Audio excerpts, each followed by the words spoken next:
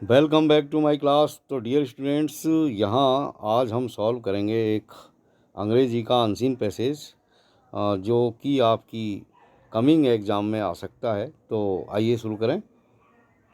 Prince Siddhartha, the son of king Shuddhodana, lived a very happy life in the pleasure palace.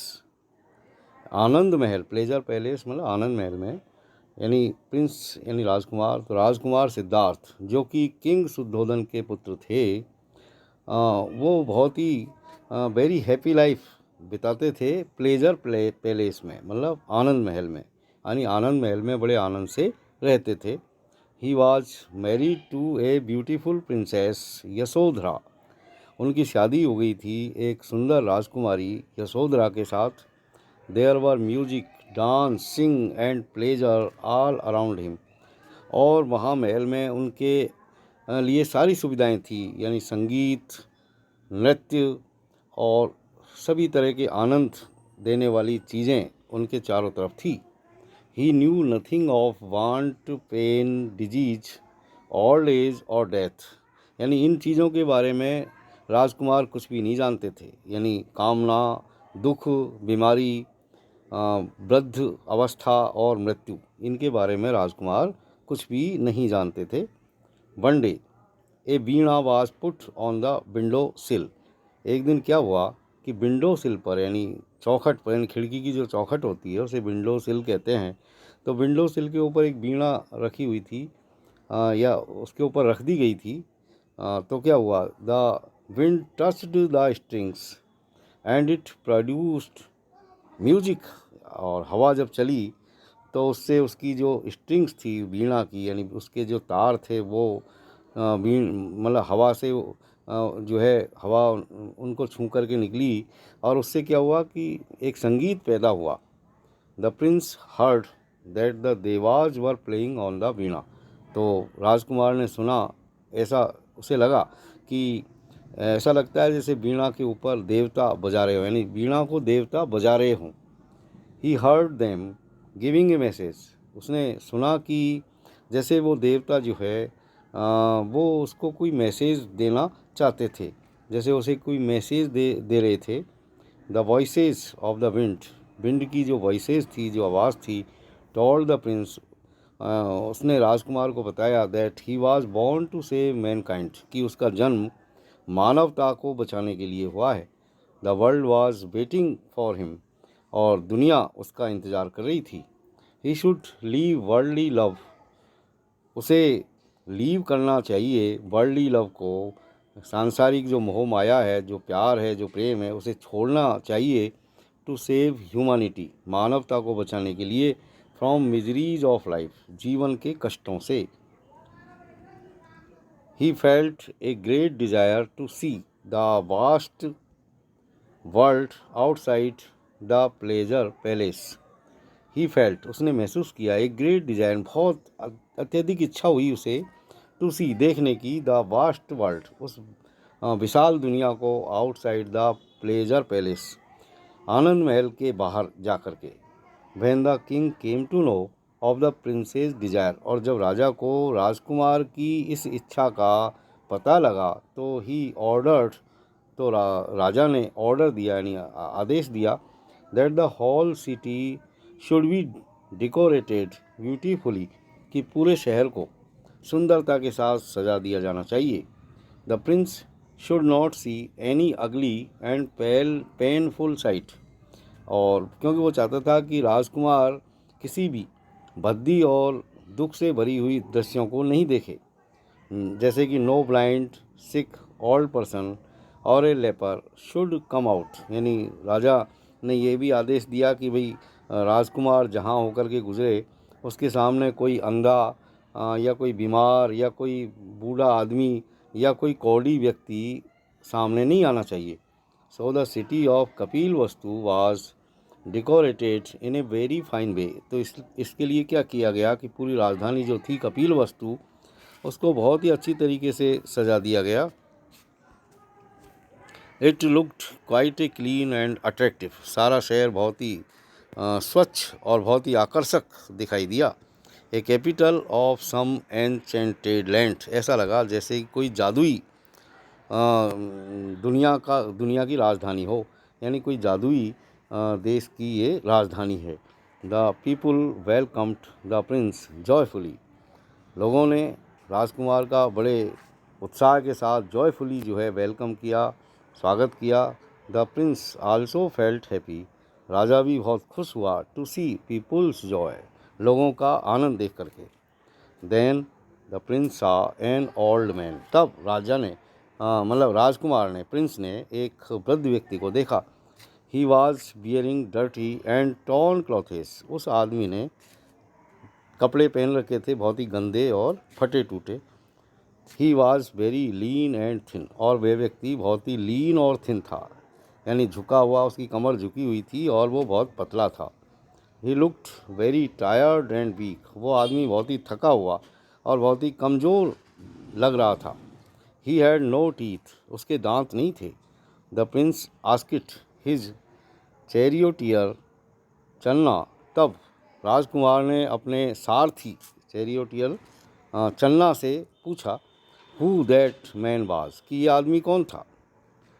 चन्ना told him, तब चन्ना ने उसे बताया that he was an old man, कि वह एक वृद्ध व्यक्ति था। The prince asked if old age would come to all, तब प्रिंस ने अपने उस सारथी से पूछा कि क्या हर व्यक्ति को ये वृद्ध अवस्था आएगी।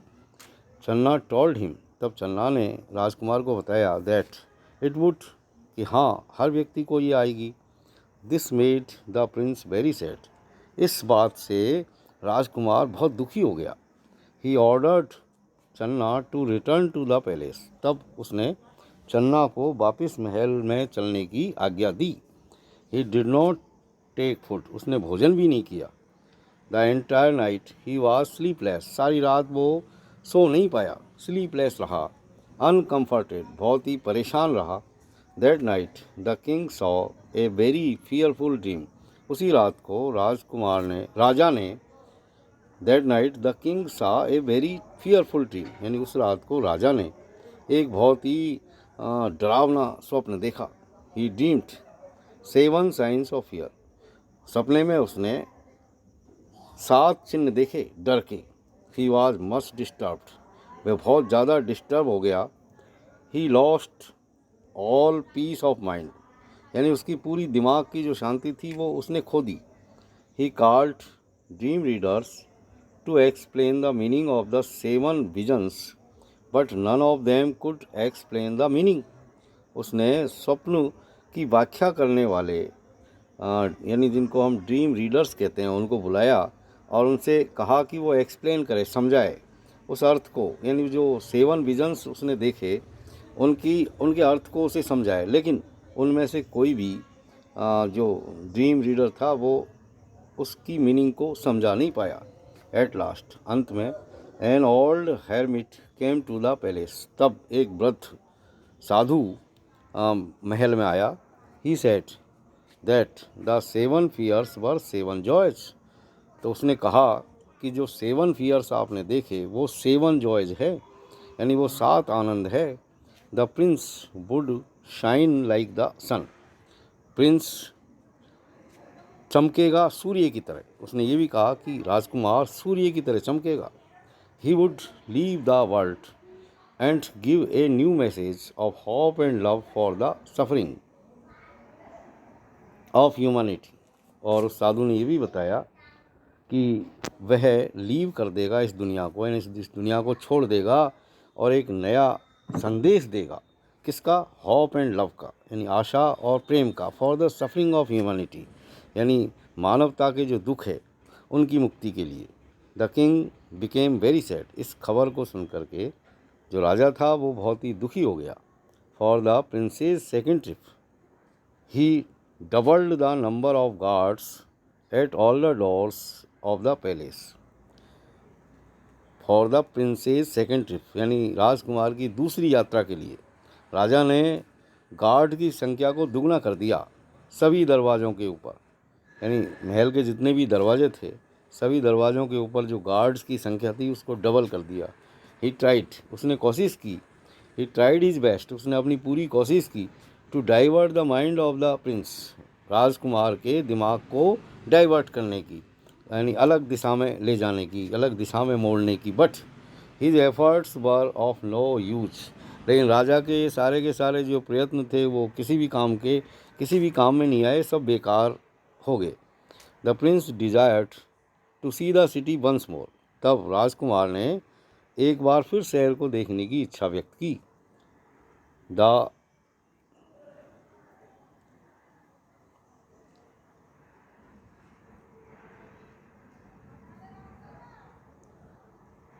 King gave permission for it, राजा ने इसकी आज्ञा दे दी, परमिशन दे दी।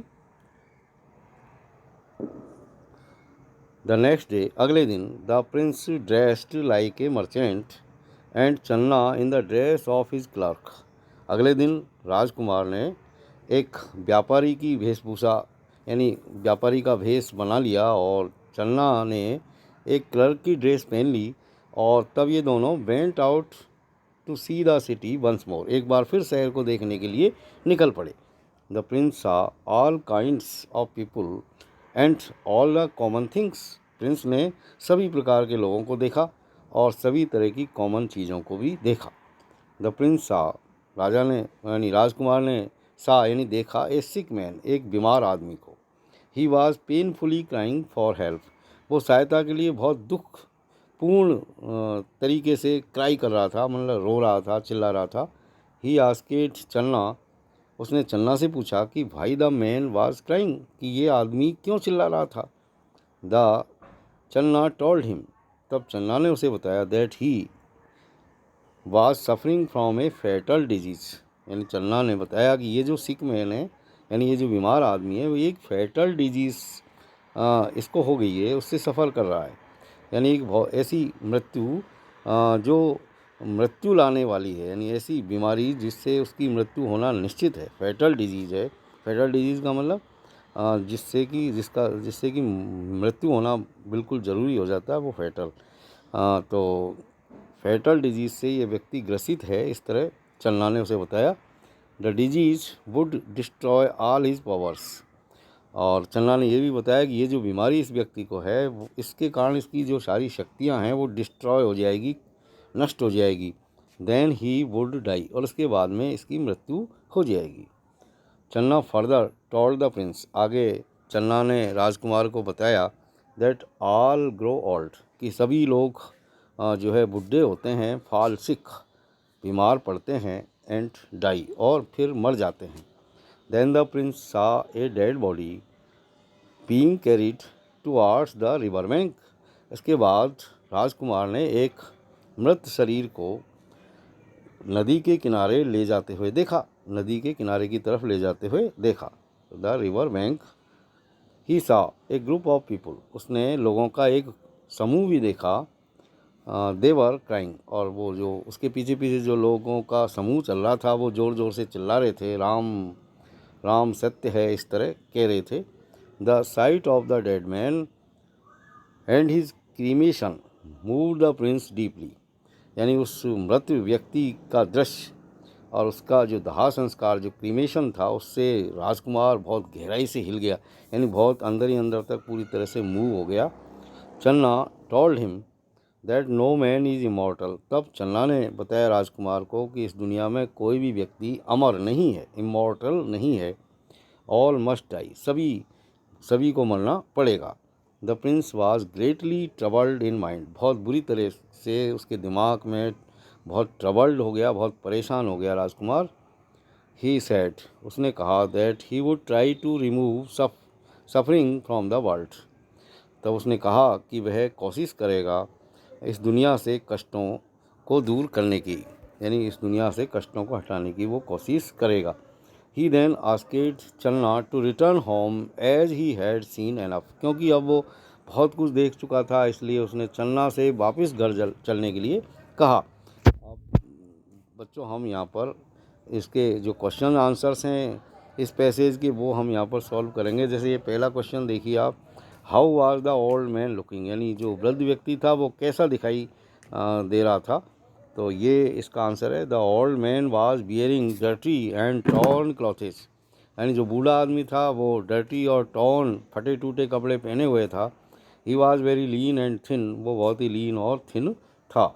अब देखिए सेकंड वाला, what did the Prince decide finally, अंत में राजा ने क्या निश्चय किया।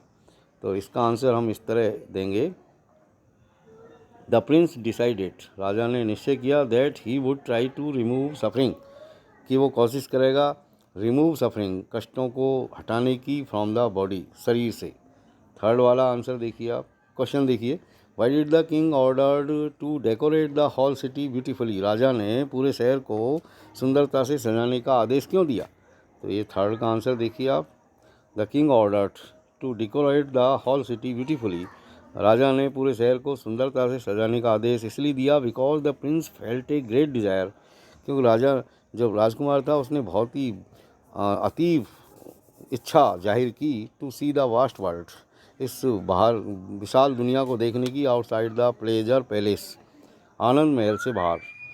फोर्थ वाला देखिए, what did the prince not know initially, यानी प्रारंभ में राजकुमार जो था वो क्या चीज़ नहीं जानता था। तो फोर्थ वाला जो आंसर है उसको हम देखेंगे यहाँ पर, the Prince initially knew nothing, यानी प्रारंभ में राजकुमार कुछ भी नहीं जानता था, और want pain disease old age और डेथ, यानी want pain disease old age और डेथ के बारे में कुछ भी नहीं जानता था। 5 वाला देखिए, what did the old hermit से, ओल्ड हर्मिट ने क्या कहा।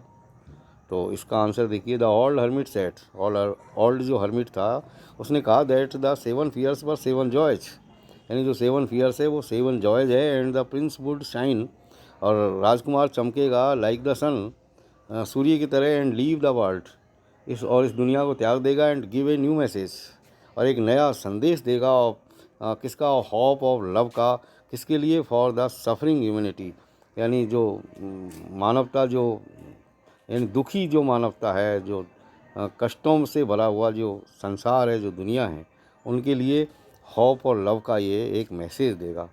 आप देखिए 6 वाला आंसर, 6 वाला क्वेश्चन देखते हैं, what did the voices of the wind tell the prince, and wind की जो वॉइस यानी जो आवाज़ें निकल रही थी हवा से, वो उसने राजकुमार से जो है क्या बताया, क्या कहा। तो छठा वाला देखिए आप, छठा वाला question, the voices of the wind told the prince that he was born to save mankind, यानी उनसे ये आवाज़ निकल रही थी कि राजकुमार का जन्म जो है मानवता को बचाने के लिए हुआ है। 7 वाला देखिए, इन्फ्लुएंस्ड बाय द चार्म, यानी यहाँ पर आपको जो है एक शब्द, समानार्थी शब्द आपको बताना है, जिसका अर्थ ये होता है, जैसे 7 वाला influenced by, influenced as by charms, तो इसका आंसर है एनचेंटेड, मतलब जादुई। और 8 वाला देखिए, the incineration of a dead body, incineration of a dead body, इसका जो है समानार्थी वर्ड है क्रीमेशन, यानी दाह संस्कार। और अगला देखिए यहाँ पर, टर्न असाइड, टर्न असाइड का मतलब होता है डाइवर्ट करना। तो प्रिय विद्यार्थियों, अगले वीडियो में एक बार फिर मिलते हैं एक और नए टॉपिक के साथ। Thank you very much for watching.